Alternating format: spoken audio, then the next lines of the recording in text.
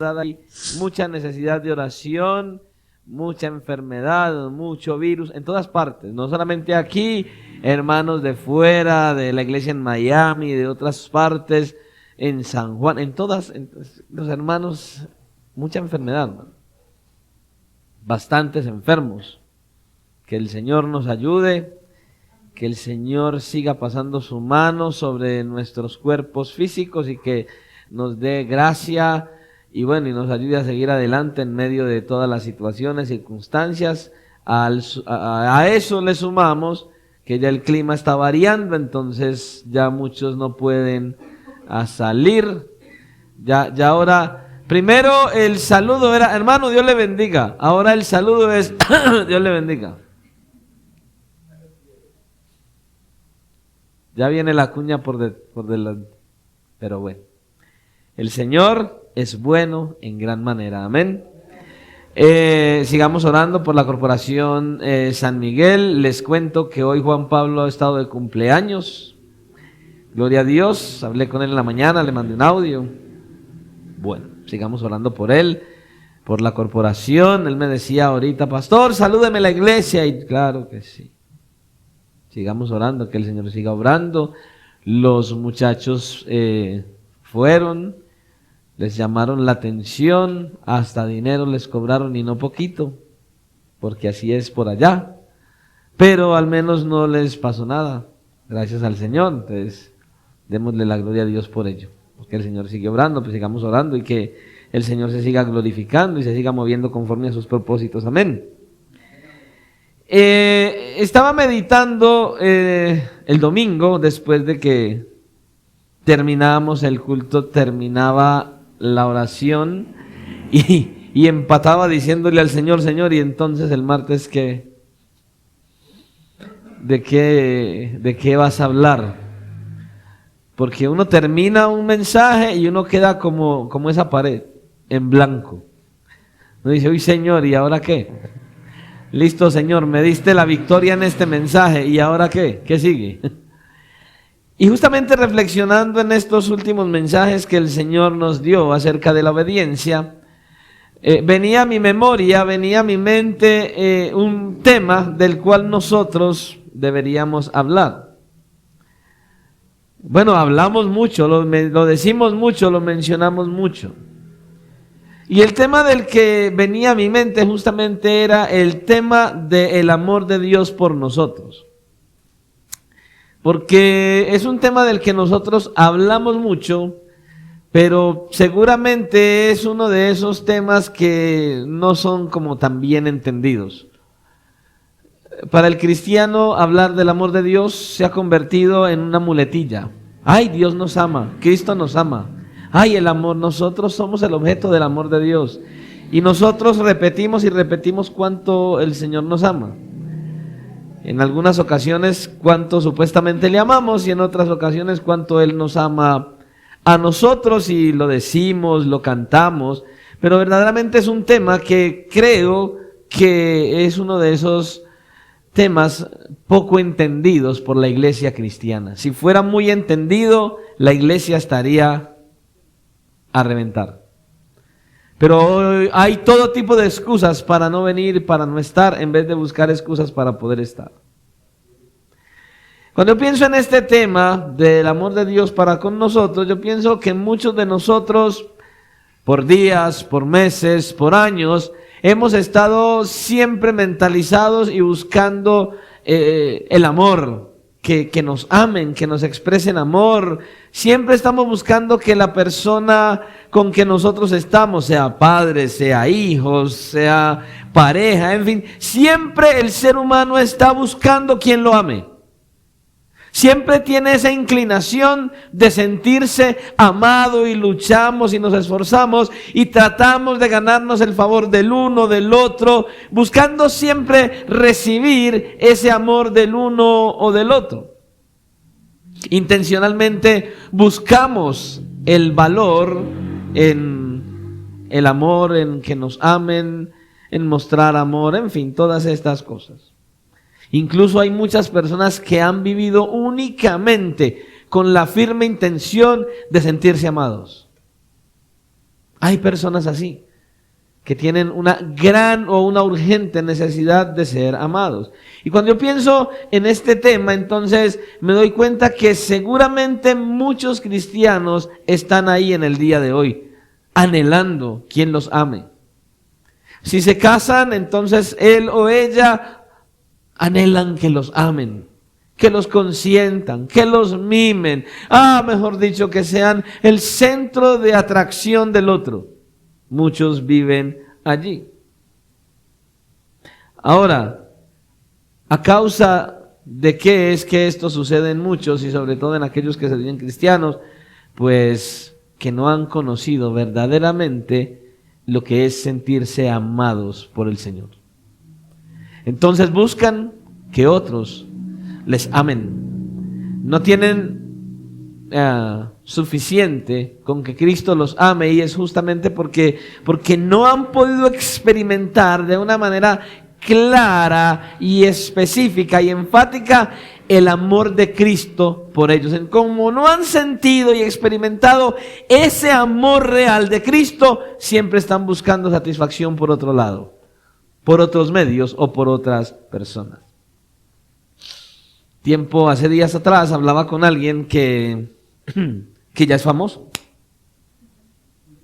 Sí, ya es muy famoso. Alguien que conozco es muy famoso. Por ahí viene en estos días para Colombia.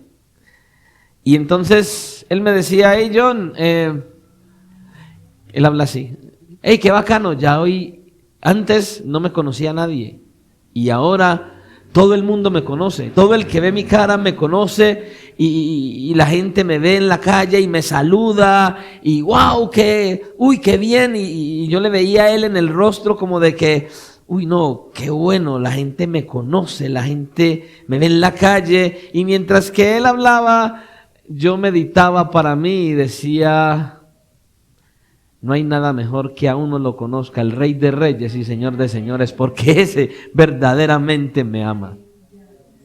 Hay personajes que conozco que comenzamos desde pequeños, que hoy en día son famosos y son reconocidos a nivel mundial, y bueno, y el pastor sigue aquí en la iglesia.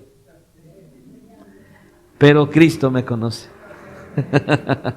Cristo nos conoce, Cristo nos ama, y no hay nada más glorioso que eso. Ese es el que me ama y el que ama tu alma, el que te ama. Por eso quisiera que vayáramos a la palabra del Señor, al Evangelio de Juan, y vemos un pasaje que comienza la introducción, la apertura a algo que el Señor Jesucristo hizo, pero que me llama mucho la atención. Es justamente ese versículo inicial de esta apertura, que es lo que el Señor quiere hablar a nuestras vidas hoy. Evangelio de Juan capítulo 13 y versículo 1. Amén. Evangelio de Juan capítulo 13, y vamos a estar leyendo el versículo 1. Y aquí el Señor quiere hablarnos muchas cosas en este pasaje. Amén. Y vamos a dar lectura a la palabra del Señor en el nombre del Padre, del Hijo y bajo la dirección de su santo, glorioso y maravilloso Espíritu que está en la iglesia. Dios Padre, Hijo y Espíritu Santo, a Él sea toda la gloria, y como iglesia decimos amén. Y dice así este pasaje: antes de la fiesta de la Pascua, sabiendo Jesús que su hora había llegado para que pasase de este mundo al Padre, como había amado a los suyos que estaban en el mundo, los amó hasta el fin. Señor y Dios, en esta hora venimos ante tu presencia, oh Rey. Primero dándote gracias por la fidelidad, el amor, la misericordia y la paciencia que has tenido para con nosotros. A darte gracias por reunirnos en este lugar en esta noche. A darte gracias por amarnos, como dice tu palabra, hasta el fin. Gracias, Señor, por lo que quieres hablar a nuestras vidas hoy. Por favor, oh Dios, Yo te pido en el nombre de Jesucristo, tu amado Hijo, que por favor tengamos ese temor reverente, que prestemos la atención debida a lo que quieres hablar, porque vamos a hablar de algo glorioso, majestuoso, tu amor hacia seres creados imperfectos. Ayúdanos a atender y a recibir, a percibir, a creer, a valorar ese amor glorioso, majestuoso que has extendido sobre nosotros en la persona de tu Hijo Jesucristo. Danos sabiduría y discernimiento. Señor, que este mensaje no sea un mensaje superficial para nuestros corazones. Que sea un mensaje que penetre todas las fibras de nuestro ser y que hable a lo más profundo de nuestro corazón y que haga una obra de transformación completa y que nos conduzca a acercarnos más a ti y poder amarte mucho más a causa de tu amor para con nosotros. Gracias, Señor, por tu gracia, tu amor y tu misericordia. Ayúdanos a percibir, derramando sobre nosotros sabiduría y discernimiento, porque te lo pedimos en el nombre de tu Hijo amado, nuestro glorioso Salvador Jesucristo. Amén y amén. Pueden tomar asiento. El mensaje que traemos para esta noche lleva como título justamente Cristo nos ama hasta el fin. Y cuando nosotros miramos este pasaje de apertura, como comienza este versículo 1, podemos ver varias cosas. Y una de las cosas que nosotros apreciamos aquí es que el ministerio del Señor Jesucristo ya se acerca a su fin. Dentro de unas pocas horas, Él va a ser traicionado, va a ser vendido, va a ser apresado, negado, juzgado, azotado y posteriormente crucificado. Estamos al fin de la carrera del Señor Jesucristo. Pero antes de que llegara ese momento, hay algo aquí que Dios quiere hablar a nuestras vidas, que Él te quiere enseñar y que me quiere enseñar. Quiere hablarnos a nosotros. Y nuestro pasaje comienza hablando justamente en el día jueves de esa semana. Justo en el día jueves. Y cuando nosotros miramos para atrás, 4 días antes de ese día jueves, para nosotros o para muchos, sería impresionante pensar que la historia del Señor Jesucristo terminaría justo como terminó. Después de lo que sucedió ese lunes, pensar que la historia de Cristo iba a terminar como terminó, eso sería algo inaceptable, increíble, impresionante. Porque cuando nosotros miramos para atrás en el Evangelio, nosotros podemos mirar cómo ese día lunes nuestro Señor Jesucristo entró a Jerusalén montado en un burrito. Y toda la gente lo ovacionaba, y toda la gente lo aclamaba, y toda la gente levantaba y batía sus manos, y la gente gritaba y decían: bendito el que viene en el nombre del Señor, porque ellos veían en Cristo a un Salvador. Viene el Salvador, viene el Rey, viene el Mesías. Ellos tenían una mentalidad diferente a lo que eso significaba, pero todos lo estaban ovacionando, estaban exaltando al Señor con todo su corazón. Luego, el día martes, Jesús se dispone a ir al templo, y al llegar al templo ve que el templo lo han convertido en un centro de mercadería. Y él coge azotes y empieza a volcar las mesas, y se enoja y se indigna y se levanta eufórico y empieza a enseñar, y no dejaba que nadie se acercara. Y esto lo hizo el Señor. Y estaba en el templo limpiando el templo. Luego entonces, martes, miércoles y jueves, el Señor se dedica a enseñar en el templo, a proclamar el reino de Dios, a confrontar a los falsos maestros, a instruir a aquellos que se creían instructores. Eso hace el Señor. Y luego, al acabar el día jueves, Jesús llega a este momento que nosotros tenemos aquí.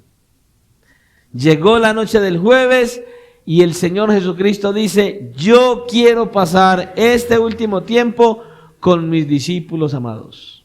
Y ahí está.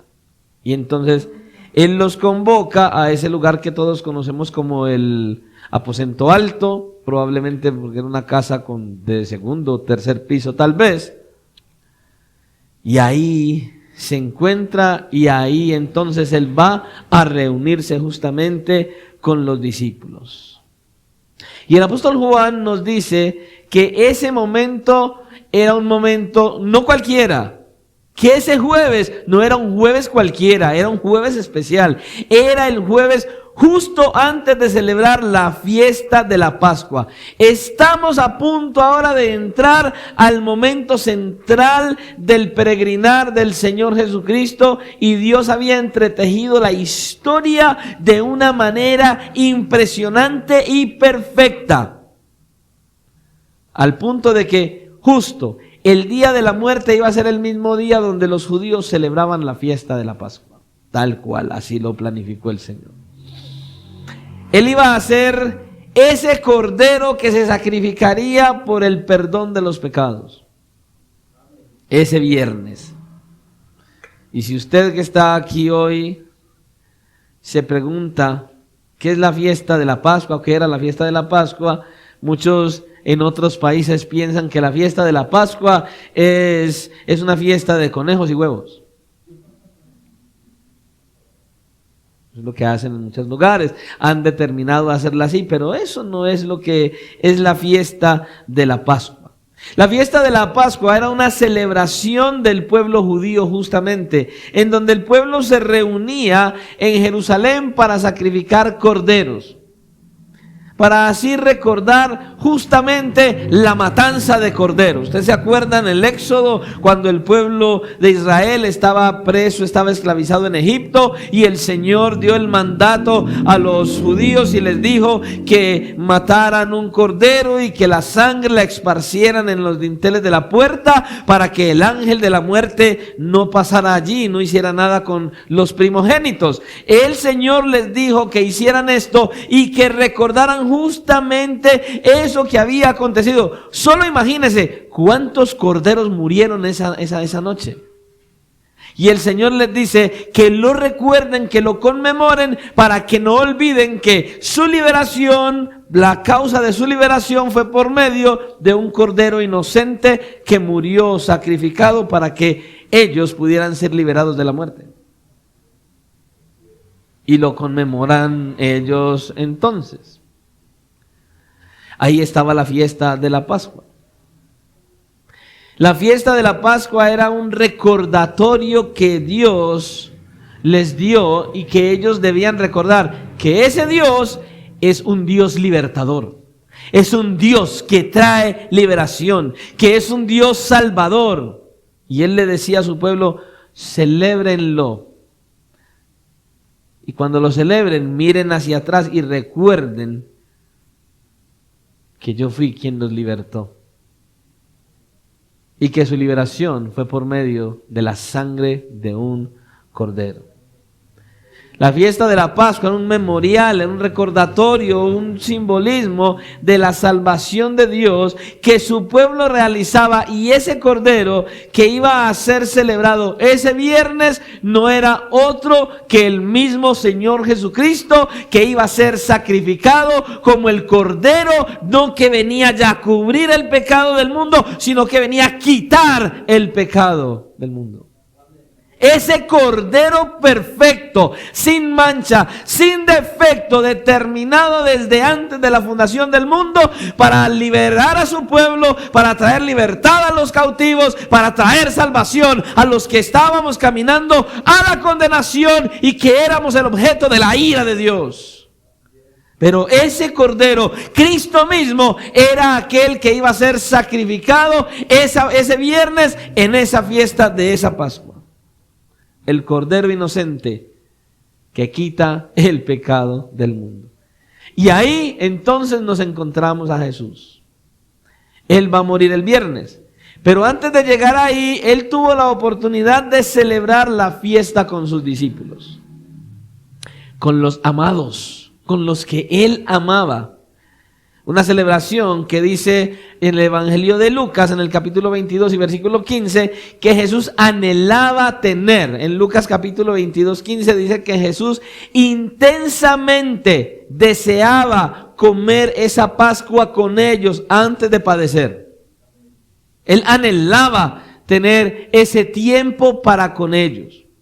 Y el Señor Jesucristo justamente estuvo ahí y tuvo la grandiosa oportunidad de celebrar ese tiempo con sus discípulos amados. Y muchas veces uno se pregunta, bueno, pero si la fiesta de la Pascua se celebraba el viernes, ¿por qué Jesús la celebró jueves en la noche? Tremendo. Y lo que pasa es que, por si usted de pronto no lo sabía y no ha estudiado hasta allá, lo que sucede es que los judíos galileos celebraban la Pascua el jueves en la noche, pero los judíos de Judea, ellos celebraban la Pascua el viernes. Es por eso que el Señor Jesucristo tenía esta oportunidad, antes de ir a la cruz, el jueves en la noche, de celebrar la Pascua con sus discípulos. Por eso estaba allí. Y ahí nos encontramos reunidos con ellos. Esto es glorioso cuando uno se va hasta allá. Todos alrededor de la mesa, probablemente algunos peleándose de quién se va a sentar al lado de Jesús, otros seguramente peleándose y todavía discutiendo, y quién es el que se va a sentar a la diestra de Cristo cuando Él venga en gloria. En fin, ahí están los discípulos entrando al aposento alto. Otros tal vez hablando acerca de lo que habían vivido ese día, como algunos dirían, uy sí, mire, estábamos enseñando la palabra y no atendían, no escuchaban, no recibían. Otros probablemente estaban allí que en silencio, sin decir nada, meditando. Ahí estaba el cuadro de los discípulos amados del Señor, justamente en el aposento alto. Probablemente, y digo probablemente porque la verdad no sabemos qué era lo que estaba pasando allí, pero ahí estaban de una o de otra manera haciendo algo cada uno de ellos. Reunidos. Momentos antes de que la historia del mundo diera un vuelco total. Algo iba a pasar el viernes y la historia del mundo iba a cambiar de una manera completamente total. Algo iba a suceder. El Salvador del mundo venía e iba a morir el viernes y la historia del mundo sería transformada. Un impacto glorioso iba a ocasionar nuestro Salvador, el Señor Jesucristo. Sin embargo, ahí está Jesús. Ahí está. Y justamente en el pasaje que tenemos nosotros hoy, nos dice que Jesús sabía que su hora había llegado. Él sabía que su hora había llegado. Él sabía que él tenía unas 15 horas de vida. Él era completamente consciente de que la hora del sacrificio se acercaba. Ya era a punto. Y él ahora entonces está sentado junto a los discípulos, pero sus ojos están mirando hacia la cruz. Él sabía completamente el dolor que él iba a padecer. Sin embargo, él también sabía que para eso había venido. Él lo anunció antes y lo anunció a los discípulos en varias ocasiones. Él sabía que esa era parte del plan que Él, Dios el Padre y Dios el Espíritu Santo habían determinado desde antes de la fundación del mundo, que a eso venía, que eso iba a acontecer, que eso iba a pasar. Ya eso estaba planificado desde antes, predeterminado. Justamente el día cuando el Hijo del Hombre se pararía en la cabeza del enemigo de nuestras almas y convertiría todo en un espectáculo, dice la Escritura, exponiendo públicamente principados y potestades, haciendo público que Él era el vencedor, tal cual como lo dijo el apóstol Pablo en la carta que él escribió a los Colosenses. La hora había llegado. El momento había llegado. Era el momento justo y Cristo ya lo sabía. Yo cuando pienso en esto me imagino esos relojes de arena, que tiene una parte de cristal arriba, otra abajo, y en el medio va pasando la arenita. Ahí estaba todo. Cada grano de arena que iba pasando significaban las horas, los minutos, los segundos que le quedaban al Señor Jesucristo de vida aquí en esta tierra. Eso simbolizaba.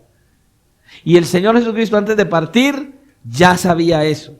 Él era consciente de que cada grano de arena mostraban, manifestaban el tiempo corto que a Él le quedaba, y Él dice: la hora ha llegado y para eso yo he venido.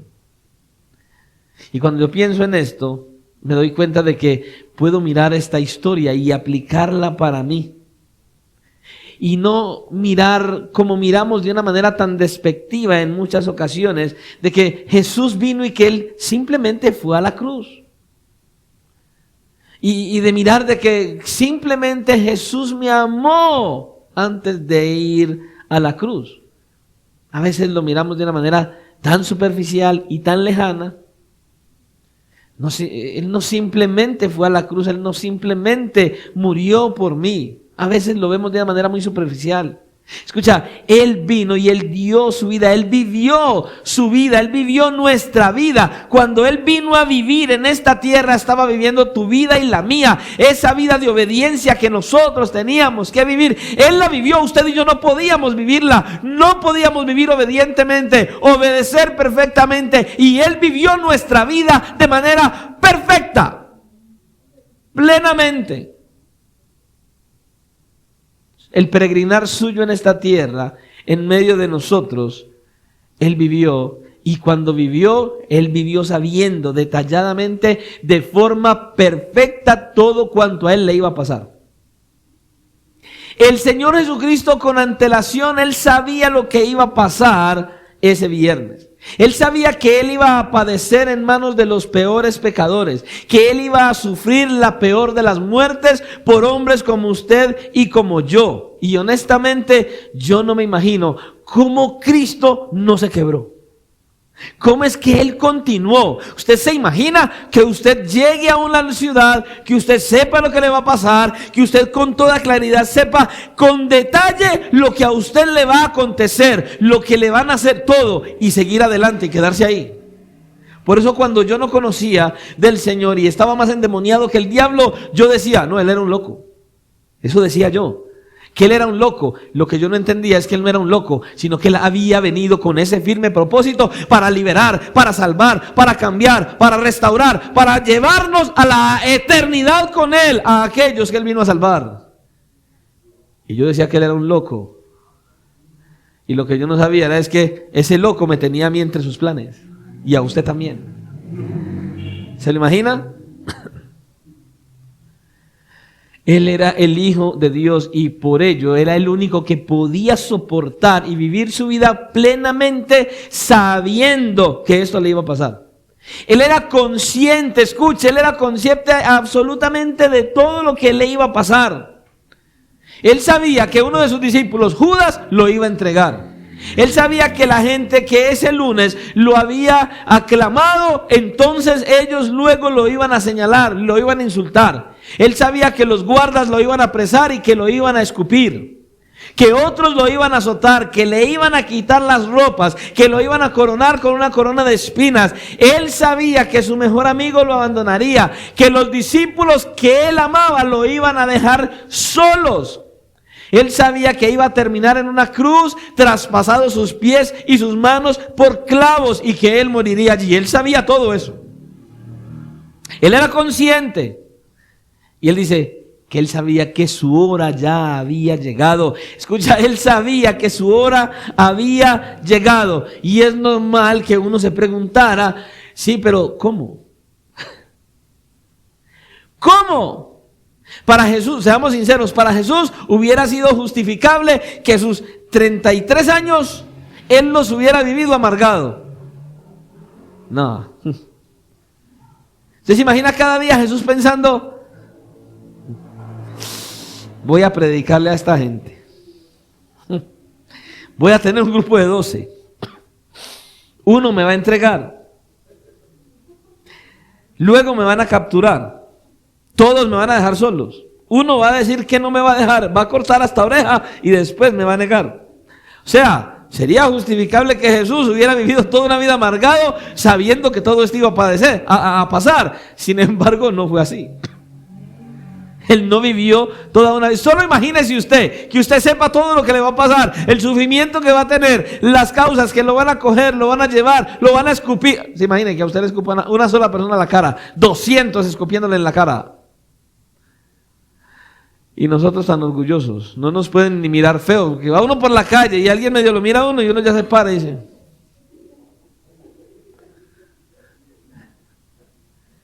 alguien le habla medio durito a uno y ¿qué fue? A ver, ¿qué pasa? Y uno no. Y a él lo escupieron 200 en la cara. ¿Se imagina el Señor Jesucristo esos 33 años llorando, cuestionando, quejándose? Esa no fue la actitud de Jesús. El autor de Hebreos, él nos dice que esa no fue la actitud de Jesús. Escuche, ni antes de ir a la cruz, ni en el momento de estar clavado en la cruz, ni después de ya estar clavado allí.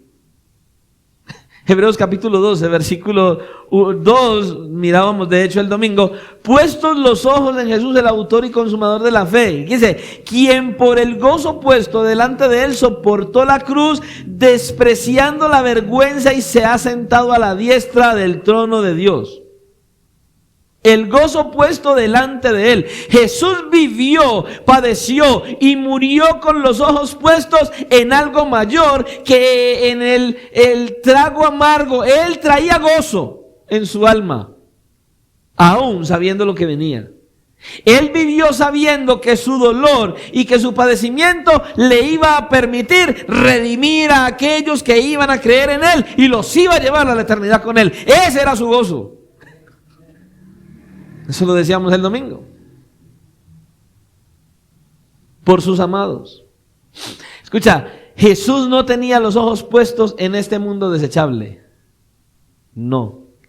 Sino que Él tenía sus ojos puestos en la gloria venidera, de la cual Él iba a hacer partícipes a todos aquellos que creyeran en Él. Usted y yo estábamos ahí. La gloria que viene. La gloria eterna. ¿A quiénes iba a ser partícipes de esa gloria? A aquellos que son el objeto de su amor, hombres y mujeres imperfectos, pecadores, perversos, que aborrecíamos a Dios y que por pura gracia hemos sido salvos. Solo por gracia. Y por esa razón, por solo vernos en la eternidad con Él, a todos aquellos que Él vino a salvar, Él estuvo dispuesto a vivir la vida sabiendo con detalle todo lo que Él iba a padecer y vivir con gozo. Y no le importó. No vivió amargado. Ahora, escuche, el camino que Cristo tuvo que recorrer no fue un camino por una autopista bien pavimentada. No. Él tuvo que pasar por el desierto, por senderos difíciles y angustiantes. Fue un camino pedregoso lo que Cristo tuvo que caminar. Un camino que trajo sufrimiento a su alma. Un camino que le llevó en un momento a ir a Getsemaní, a rogar a Dios, a derramar gotas de sudor con sangre, diciendo: Padre, si es posible, pasa de mí esta copa, pero que no se haga mi voluntad sino la tuya. No fue fácil. Él tenía dolor por lo que él iba a sufrir. Así fue. Pero a la misma vez tenía gozo. Tenía gozo, sabiendo que ese sacrificio que él iba a llevar a la práctica iba a ser un sacrificio que iba a traer frutos, almas salvadas, cambiadas y transformadas. Lo que él iba a sacrificar iba a dar vida a aquellos que estábamos muertos en delitos y pecados. Es algo similar como a las madres cuando están en embarazo. Cuando una mujer está en embarazo, las que están aquí que son madres saben eso. Una mujer cuando está en embarazo, se siente embarazada, cuando sabe que hay vida en su vientre, se ponen alegres. Comienzan a hacer planes, empiezan a cambiar la casa, comienzan a comprar cosas. Hay un gozo que viene, pero después de eso vienen los dolores. Comienza a dolerle la espalda, vienen las náuseas, los vómitos, los pies se hinchan, algunas la comida no la pueden ni ver, hay unas que les cae mal, hay unas que no pueden ver los aliños, hay una cosa terrible. Hay otras que no quieren saber nada del esposo. Otras tienen que dormir sentadas porque se asfixian. Ahora, eso no es nada. Después en el parto, según dicen los expertos, es la combinación de varios dolores. Las que están aquí ya saben eso. Yo le doy gracias a Dios todos los días. Señor, gracias porque no me hiciste mujer. Con tal de no tener hijos. Yo creo que si hubiera sido mujer, yo hubiera hecho algo para no tener hijos. Yo siento que eso es muy duro. Porque en el momento del parto, dicen los expertos, que se mezclan todos los dolores. Dolores de muela, dolor de cabeza, dolor en el vientre, dolor de espalda. Todos en un mismo dolor. Al mismo momento, mucho dolor, mucho sufrimiento. Pero las mujeres, ¿qué hacen? Se mantienen firmes. ¿Por qué? ¿Qué es lo que hace que se mantengan firmes y con gozo? Porque inclusive, después de que tienen el primero, quieren tener otro. Y hay otras que quieren tener otro y otro. Me imagino a la hermana Soleil con otro.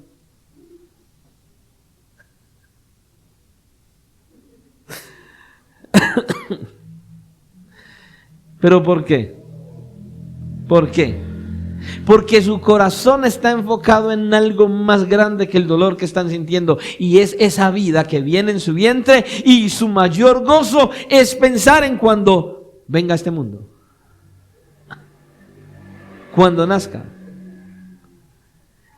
El amor por su hijo es lo que les da la fuerza para estar firmes en medio del dolor. Lo que viene. Eso es lo que pasa con las mujeres. Esa es la fuerza en medio del dolor. Y de la misma manera nuestro Señor Jesucristo pone su mirada en la gloria futura. Hay dolor, hay sufrimiento, voy a padecerse, todo lo que me va a pasar. Pero Él tenía gozo porque Él sabía lo que vendría futuro. La gloria que vendría. Almas renacidas, almas cambiadas, transformadas, restauradas, hechas nuevas. Y luego con cuerpos completamente glorificados y en la eternidad con Él. Gloria a Dios. Eso era lo que hacía que él tuviera gozo en medio del dolor. Pero él sabía que había llegado la hora. Pero el texto dice, no solamente para morir. Porque el apóstol Juan aquí nos dice que él sabía que había llegado la hora para pasar de este mundo al Padre. Allí iba. ¿Era el tiempo de que él iba a padecer? Claro que sí. ¿Era el tiempo para él morir? Sí. Pero también era el tiempo para él regresar. Para regresar a su gloria que tuvo antes con el Padre. A la gloria que siempre mantuvo en la eternidad con el Padre. A la gloria que en un momento cuando él está orando por los discípulos, en Juan 17 le dice al Padre: Padre, devuélveme la gloria que tú y yo tuvimos arriba, cuando estábamos juntos. Era el tiempo de regresar a esa gloria. Era el tiempo de regresar al Padre completamente. Pero él sabe cuál era la dirección para ir al Padre. Y entonces cuando Jesús enciende el Waze y direcciona al Padre, entonces ahí le aparece. Usted ve que ya eso lo colocan para unir a cualquier lugar. Cuando Jesús enciende el Waze y dice dirección al Padre, entonces ¿qué es lo que el Waze le dice? La dirección al Padre: bajas hacia la muerte, subes por el camino de la resurrección, llegas hasta la ascensión y te detienes allí en la exaltación. Llegaste al Padre. Pero tenía que bajar a la muerte, y lo mismo es para usted y para mí. Primero tenemos que bajar a la muerte para poder subir al Padre. Era así mismo. Tenemos que morir. Él nos va a resucitar. Oh, sí. Y en un momento ascenderemos con Él y posteriormente seremos exaltados y disfrutaremos como hijos suyos Pero no podemos llegar a disfrutar la eternidad con Él si antes no pasamos por la muerte. Dice la Escritura, está escrito para todo hombre que muere una vez y después juicio. El Señor Jesucristo entonces iba a regresar al Padre a disfrutar de la gloria que un día tuvo. Esa misma gloria que cuando en el capítulo 17 de Juan, entonces Él estaba pidiendo que Él la iba a tener otra vez. Esa gloria que Él tenía anteriormente con el Padre. Esa gloria de la que Él dice que Él disfrutaba con el Padre y Él iba a volver de nuevo allí. Y ahora, luego de haber dicho esto, Juan nos trae a lo que es el punto central de nuestro tiempo, de lo que justifica la venida del Señor Jesucristo, la razón de sus padecimientos, el amor por los suyos. Él viene y nos muestra que Él vino a padecer justamente por amor de aquellos que Él vino a salvar. Es lo que Él muestra. El amor por los suyos. Dice Juan que Cristo había amado a los suyos. En el pasado, antes de conocerlos, Él nos amó. En el proceso, Él los estaba amando y posteriormente a eso es que Él estaba hablando y había prometido que Él los iba a amar hasta el fin. El amor se vuelve el tema central, el tema más común en los próximos capítulos del Evangelio de Juan. Amor, amor, amor, amor. Es de lo que Él habla aquí. Él comienza con amor en el versículo, en el capítulo 13 y el versículo 1. Y Él termina con amor en el capítulo 17, versículo 26. Hablando acerca del amor. ¿Para qué? Para recordarnos y recordarles y recordarnos a los que somos de Cristo lo mucho que Él nos ama y los ama. Es algo que usted y yo debemos tener en mente siempre. Pero fíjese en algo importante que el apóstol Juan especifica aquí. Él dice, habiendo amado a los suyos, habiendo amado a los suyos. Un teólogo, el teólogo inglés John Owen, él escribió una vez estas palabras, escuche. Cristo estima más que al mundo entero, más que al mundo completo. Cristo estima al creyente más malo, al más débil y al más pobre de la tierra. ¿Por qué? Porque ese creyente es suyo y los suyos son el objeto de su amor y a los suyos Él amará hasta el fin. Yo no sé aquí cuántos se sienten de Él. Ahora, hermanos, cuando nosotros venimos a la palabra del Señor y leemos esto, y decimos esta frase, el Señor nos ama. Y decimos, Él ama a los suyos. Y decimos que Él los ama hasta el fin. Cuando usted y yo leemos este pasaje, por ejemplo, eso suena bonito. Suena muy bonito. Cristo me ama. Cristo ama a los suyos. Ahora, la pregunta es esta. ¿Será que sí lo entendemos? ¿Usted verdaderamente sabe las implicaciones que es que Jesús te ama hasta el fin? ¿Verdaderamente piensas en eso? ¿Usted verdaderamente ha pensado en que Jesús le ama y lo ha traído al interior de su ser y lo medita y lo medita y lo medita y lo lleva hasta el fondo de su corazón? ¿Usted verdaderamente interioriza el hecho de que Jesús me ama? ¿Usted verdaderamente es consciente día a día de que Él lo ama? ¿Usted entiende lo que significa hasta el fin? ¿Lo que Él está diciendo? Un comentarista, un ministro escocés llamado Jane Hastings, él en un comentario que él tiene de la exposición del Evangelio de Juan, él tiene que, pienso yo, a lo que yo he visto, creo que es una de las mejores definiciones de lo que significa que Él ama hasta el fin. Y quisiera que le presten mucha atención a lo que Él dice. Palabra por palabra de lo que Él dice, que significa que ama hasta el fin. Porque atendiéndolo de esa manera, es que Cristo te ama. Atiende lo que este hombre escribió. Él dice esto, escucha. Hasta el fin. Esta es la medida del amor del Salvador. Y la frase no significa solamente mientras vivió. sino también en el grado más alto, hasta lo sumo. No es simplemente una medida de tiempo, sino una medida de calidad y la pasión del amor. No es solamente hasta el final de su vida, sino hasta el final del amor, hasta los límites de un amor sin límites. No hay condiciones, ni barreras, ni límites.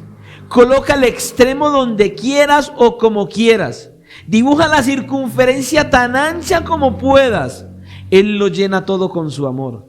Él ama hasta el fin de su vida, hasta el fin de nuestra vida, el fin del mundo, el fin del tiempo. Más que esto, hasta el fin de una cosa sin fin, hasta el límite extremo de lo ilimitado, el fin mismo del amor mismo. Así nos ama hasta el fin, a cada uno de nosotros.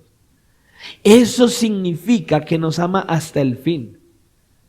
Y de hecho el mismo apóstol Pablo quería que nosotros entendiéramos eso, y cuando él escribe a la iglesia en Éfeso, en el capítulo 3, en el versículo 17, él decía: amados, yo estoy orando por ustedes. Y mira cómo lo dice Pablo: también ruego que arraigados, cimentados en amor, ustedes sean capaces. Él pide que el creyente sea capaz, que usted y yo podamos entender, que usted y yo tengamos la capacidad de comprender con todos los santos cuál es la anchura, la longitud, la altura, la profundidad, y de conocer del amor de Cristo que sobrepasa el conocimiento, para que sean llenos hasta la medida de toda plenitud de Dios. El apóstol Pablo quería que usted y yo entendiéramos esa verdad. Cristo te ama de una manera que no te imaginas, profunda, alta, extensa, amplia.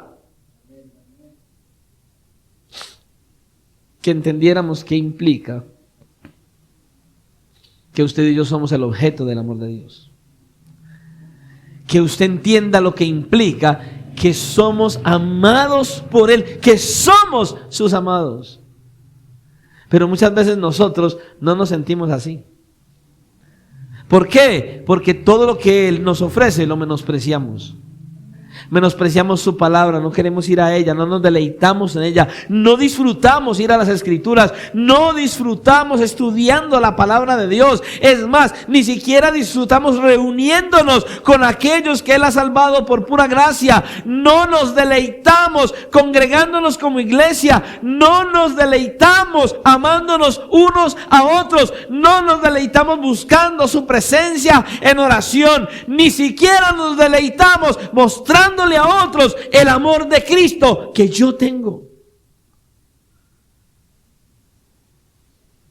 Inertes, porque no entendemos esto.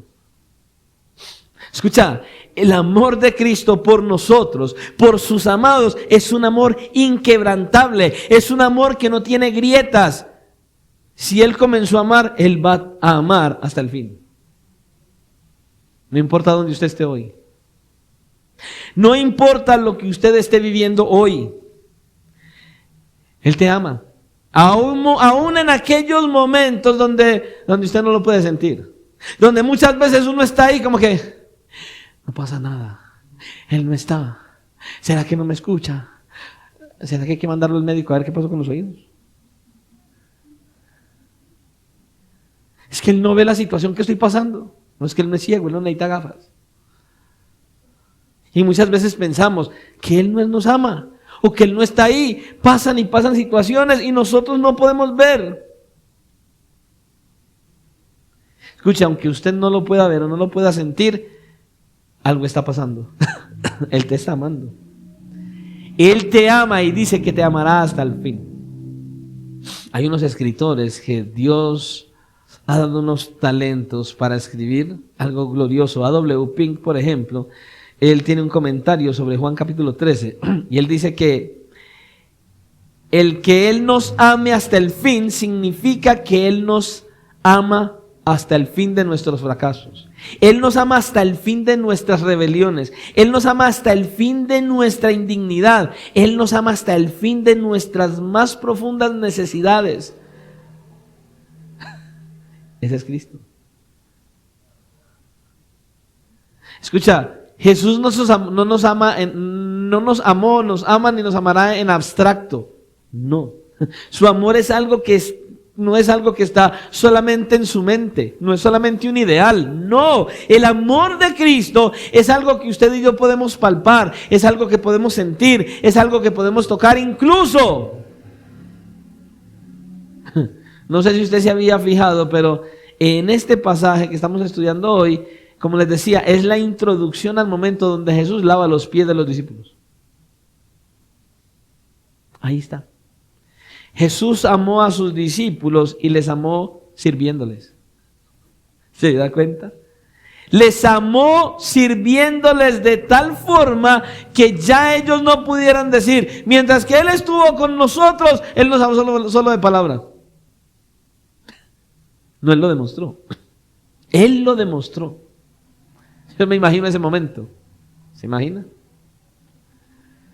¿Se imagina ese momento? Llegaron todos, entraron corriendo, subieron al segundo o el tercer piso, se sentaron todos ahí y se miraban unos a otros. Usted sabe que en aquella época, cuando llegaban a un lugar, ellos tenían, de manera natural, las personas tenían a alguien allí para que lavara los pies de los invitados, ¿cierto? Llegaron todos los discípulos, llegaron al aposento alto, estaban todos ahí, y yo me imagino, todos mirándose.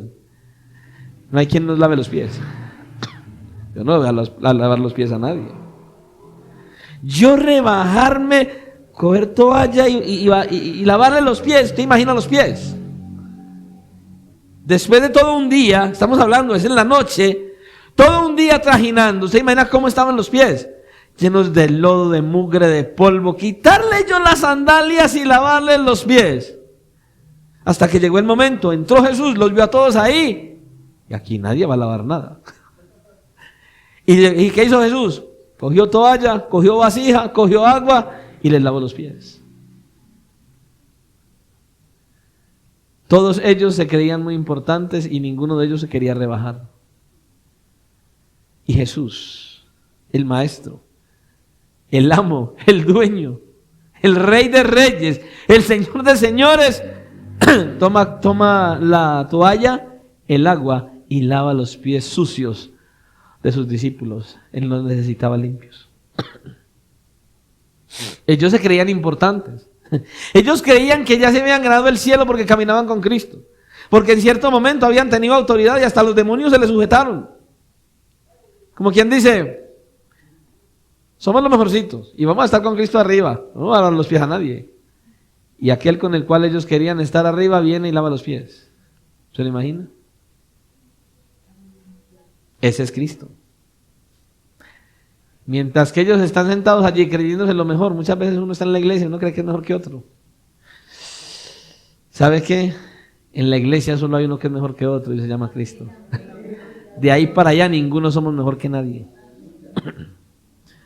No sabemos qué estaba pasando ahí, no sabemos qué era lo que ellos decían, pero ninguno de ellos vino a lavar los pies del otro.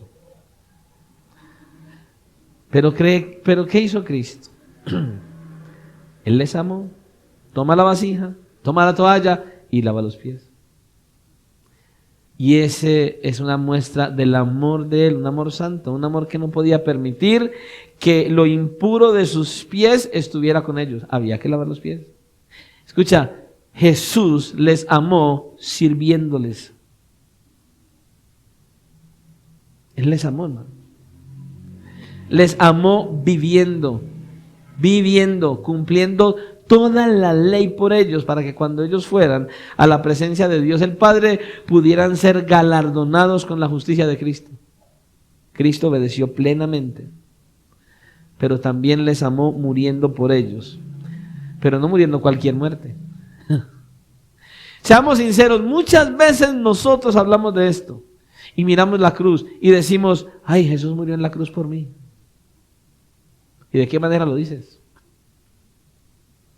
¿Qué sientes en tu corazón cada vez que dices, Cristo murió en la cruz por mí? Muchas veces nosotros simplemente lo decimos y es algo que es una frase superficial en nuestra boca, pero no sentimos en nuestro corazón que verdaderamente murió y lo que significa genuinamente para mí.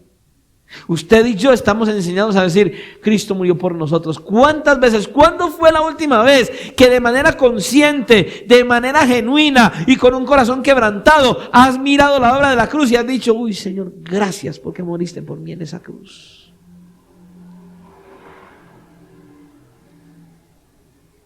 Nos convertimos en religiosos que vienen y se encierran en un local, pero no estamos valorando la obra de Cristo en la cruz. ¿Cuántas veces meditas verdaderamente en lo que significó, en lo que significa que Cristo murió en la cruz del Calvario, que Cristo murió y que puedes decir, por mí?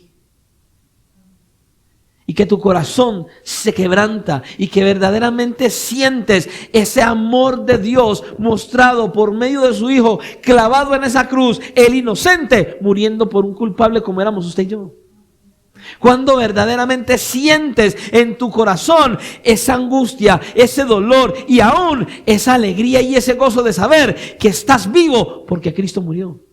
Que estás vivo porque Cristo resucitó, que estás vivo porque Cristo ascendió y está sentado a la diestra del Padre, que estás vivo porque intercede 24 horas por ti en el reino de los cielos. ¿Dónde está la sensibilidad de tu corazón al pensar en esto? Él murió. Muchas veces hablamos de esto, pero no sabemos lo que verdaderamente esa muerte significó. El nivel del dolor para Cristo, usted y yo no lo sabemos.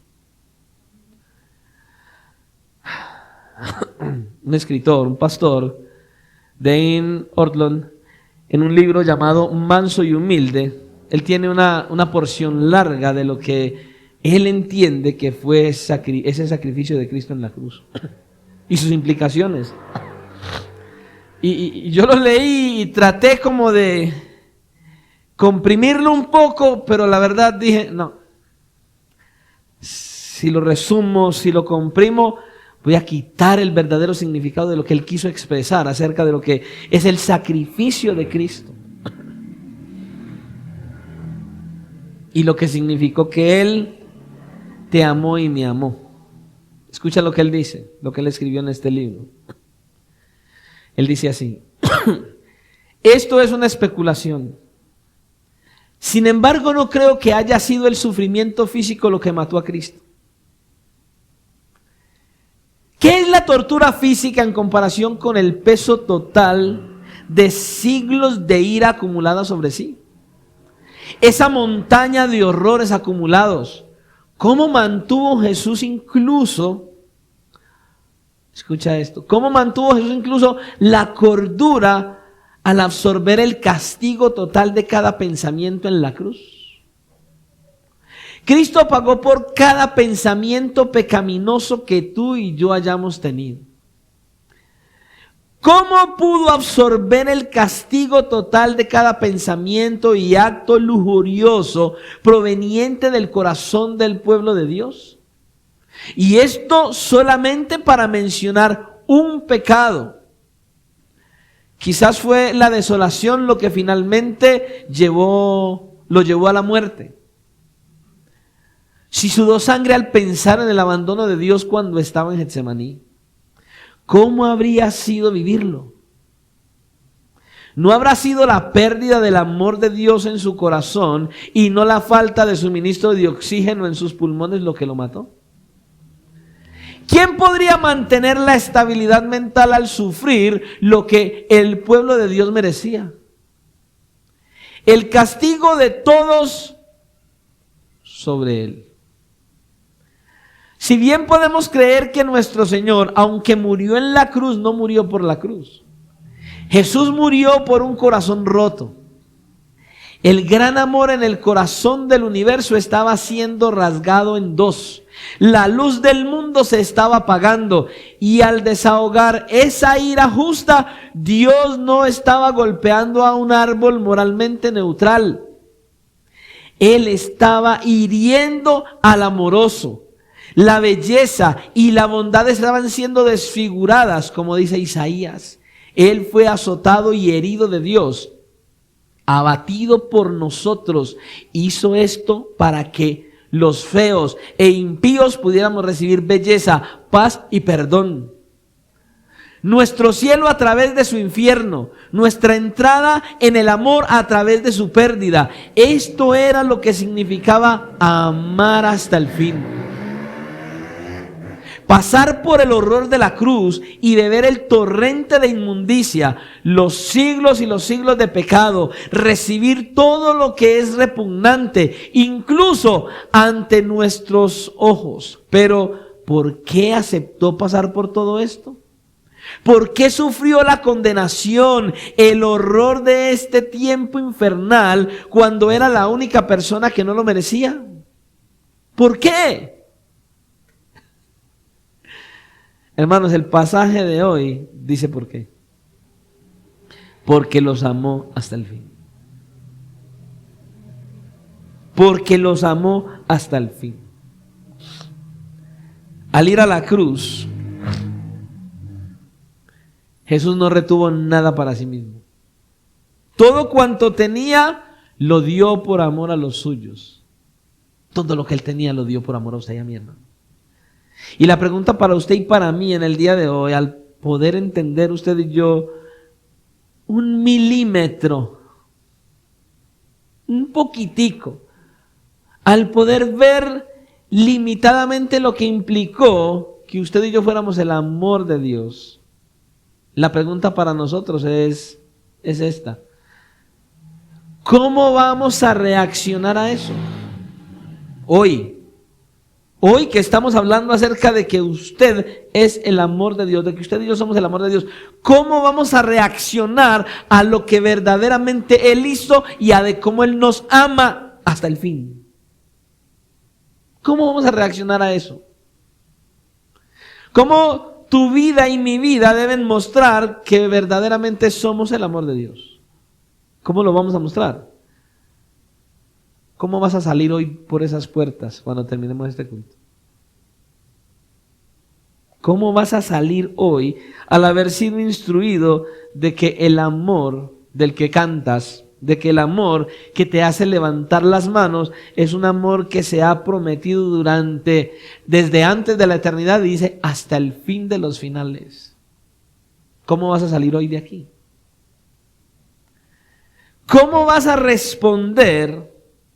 ¿Qué evidencia vas a mostrar en tu estilo de vida después de salir hoy de esta iglesia? Después de escuchar este mensaje, ¿cómo vas a seguir viviendo tu vida cristiana? ¿Con la misma inherencia? ¿Vas a seguir viviendo igual de inerte? ¿Vas a seguir viviendo de la misma manera indiferente, endurecido, despectivo al amor de Dios? ¿Vas a salir igual de este lugar después de escuchar cómo Él padeció, sufrió, se humilló y solamente porque te ama? ¿Cómo vas a salir hoy? ¿Y cómo vas a vivir de aquí en adelante tu vida cristiana? ¿Verdaderamente vas a meditar en lo que significa Cristo murió por mí en la cruz? ¿Cristo me ama hasta el fin? ¿O simplemente va a ser un culto más y te vas a ir a tu casa como si esto fuera una simple rutina más? Lo primero que debe haber en nosotros hoy es gratitud. Gratitud, hermano. Al que usted conozca esto que estamos hablando, lo que debe brotar de tu corazón es una adoración verdadera, una adoración genuina para nuestro Dios. Es que vengas hoy delante de Él y le digas: Señor, gracias. Pero no solamente con palabras, porque normalmente nosotros solo decimos gracias con la boca. No, sino que tu estilo de vida sea un estilo de vida que verdaderamente lo glorifique. Un estilo de vida que cada día, que todo lo que vivas en tu día a día, Dios pueda ver que verdaderamente tienes gratitud con Él, porque estás buscando, sin ser perfecto, vivir para agradarle a Él. Que puedas meditar en lo que Él ha hecho en tu vida.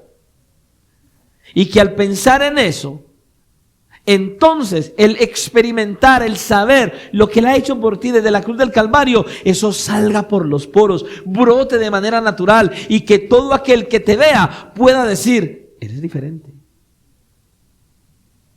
Hay alguien diferente. Algo está pasando ahí. Que usted pueda entender que lo único que usted y yo merecemos es el infierno, que lo único que usted y yo merecemos es ser condenados, que lo único que usted y yo merecemos es la ira de Dios, pero Él se interpuso en el camino para librarnos de eso. Fue Cristo. Que medites en eso y entonces, ¿qué voy a hacer? Hermanos, yo no sé usted, yo dar gracias. ¿Qué voy a hacer? Alabar su nombre.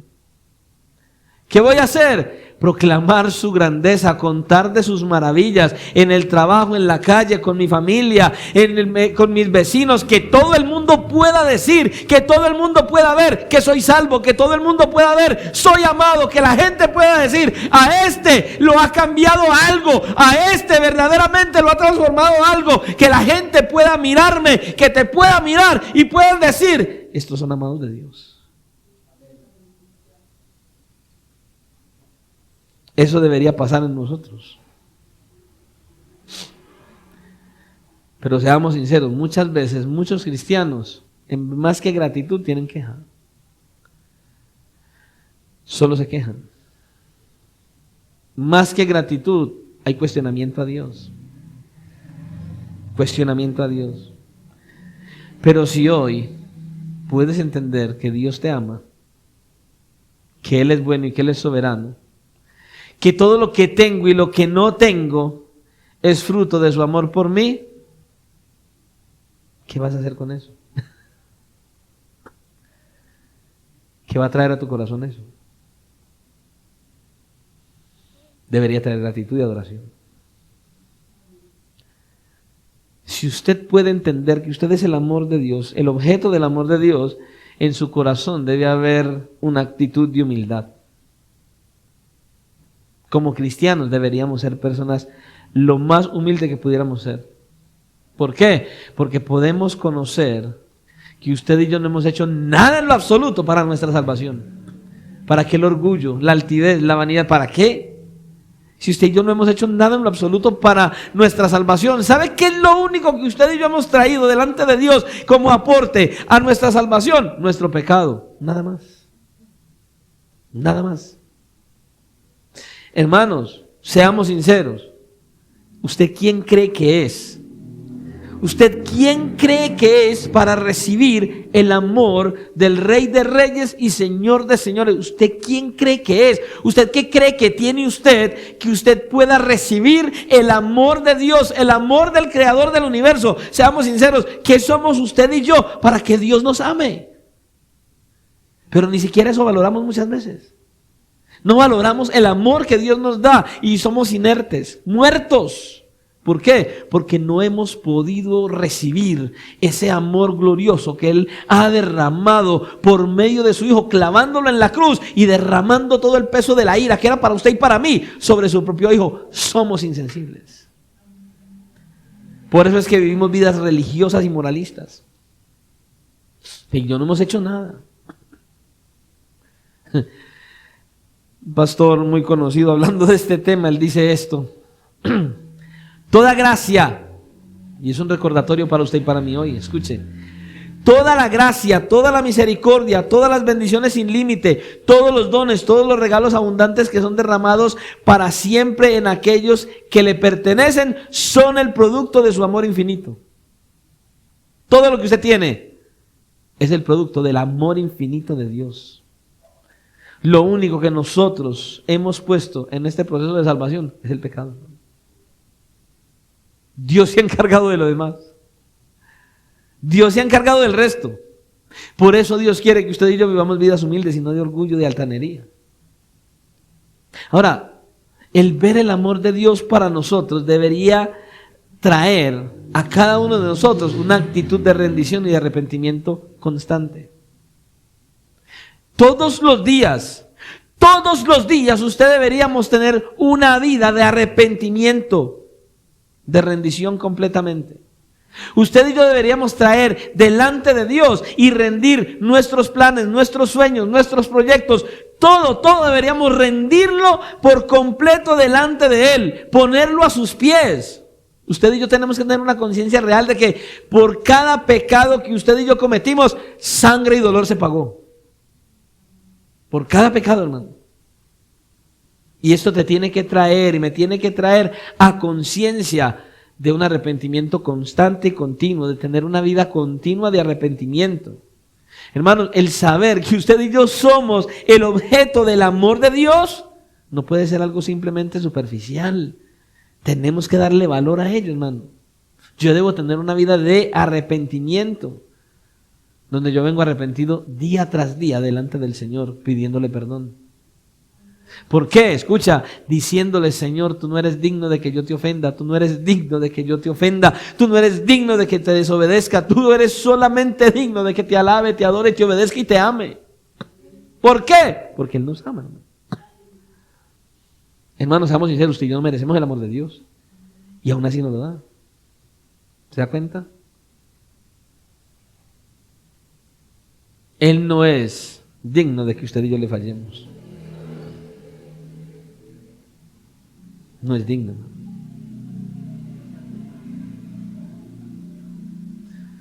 Como Él me ama, entonces yo quiero vivir por Él.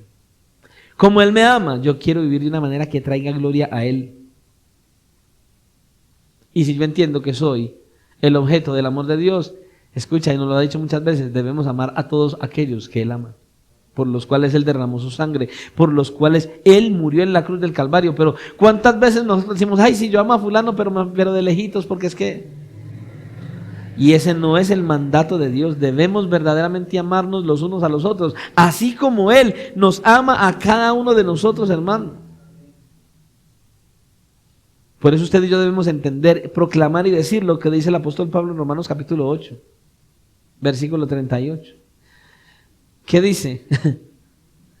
Debemos estar convencidos que ni la muerte, ni la vida, ni ángeles, ni principados, ni lo presente, ni lo porvenir, ni los poderes, ni lo alto, ni lo profundo, ni ninguna cosa creada nos podrá separar del amor de Dios que es en Cristo Jesús, Señor nuestro.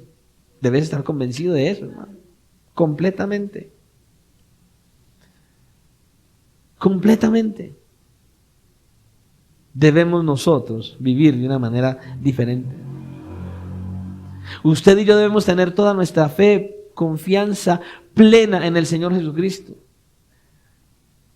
Hay una ilustración que daba un pastor acerca de esa dependencia y de esa confianza que usted y yo debemos tener en el Señor.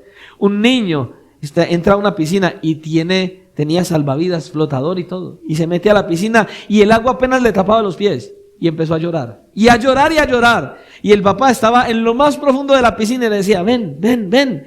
Y el niño empieza a avanzar hacia el papá y llore, y llore, y llore, y llore. Y cuando ya estaba cercano al papá, empezó a cambiarle el rostro, dejó de llorar y una amplia sonrisa le surgió. ¿Por qué? Porque estaba a un lado del papá. Él sabía que el papá que lo amaba no lo iba a dejar ahogar. Así es que usted y yo debemos estar en esa dependencia, caminando siempre hacia el Señor, caminando cerca del Señor, estando cerca de Él. ¿Por qué? Porque ese que nos ama nos va a guardar, nos va a cuidar, nos va a proteger, nos va a bendecir. Él va a estar ahí en medio de nosotros en todo tiempo y en todo momento, hermano. Dios quiere que estemos cerca de Él, hermanos. Dios quiere que estemos cerca de Él para expresarnos su amor, su gracia y su misericordia. Hermano, Dios te ama.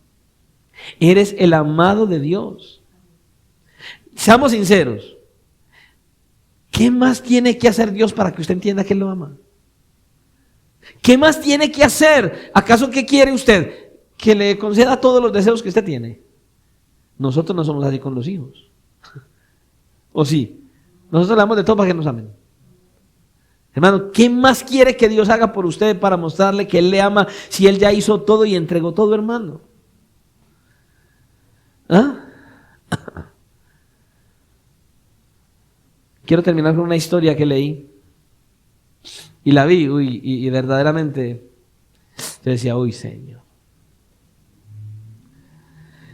Una historia que nosotros pudiéramos utilizar para ilustrar lo que hemos traído hoy acerca del amor de Dios por sus hijos, por los que Él ama.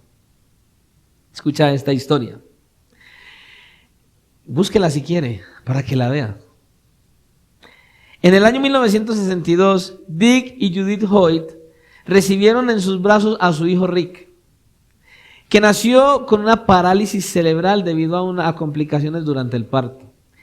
Rick había nacido con el cordón umbilical en su cuello, lo cual le afectó el nivel del oxígeno en su cerebro.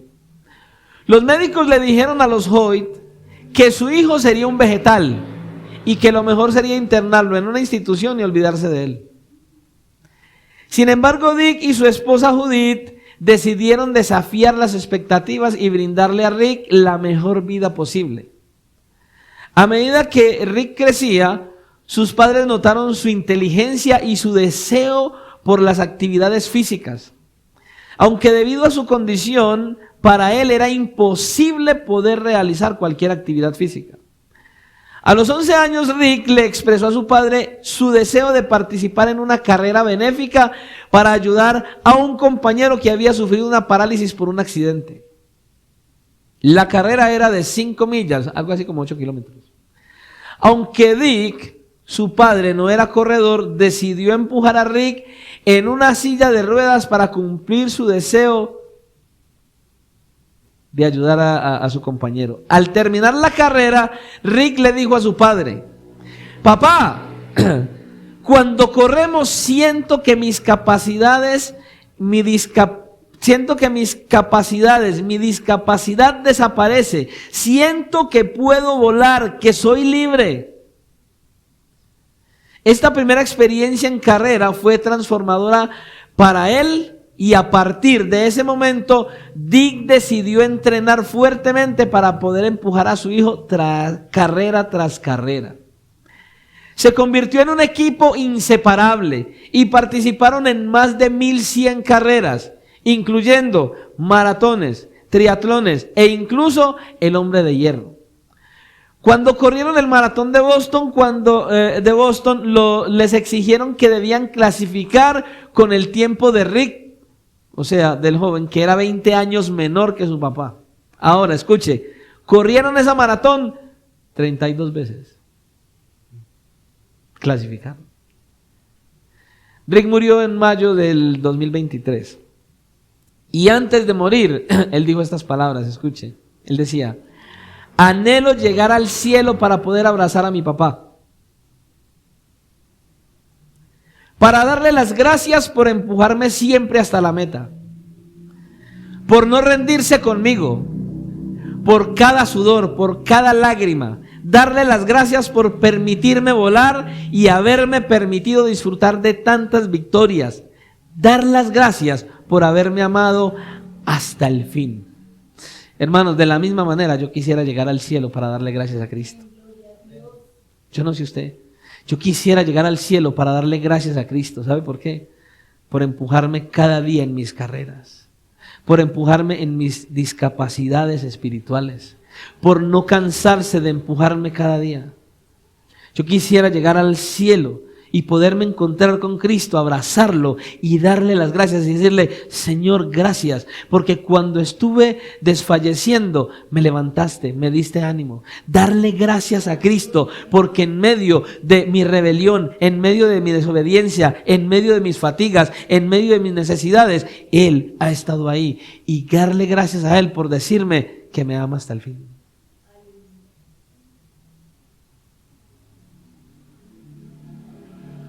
Yo no sé qué pensaría usted al llegar al cielo. Todo lo que vives en esta tierra,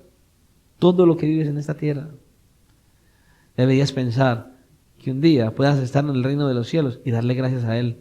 Porque así como el padre de Rick, que nunca se cansó, que nunca desfalleció, que siempre empujó a su hijo para que él pudiera llegar a la meta y para poder tener las victorias que tuvo, Cristo está hoy dispuesto a seguirte empujando, a llevarte a la meta. Él te va a llevar a la meta, Él te va a dar la victoria, vas a ganar la carrera.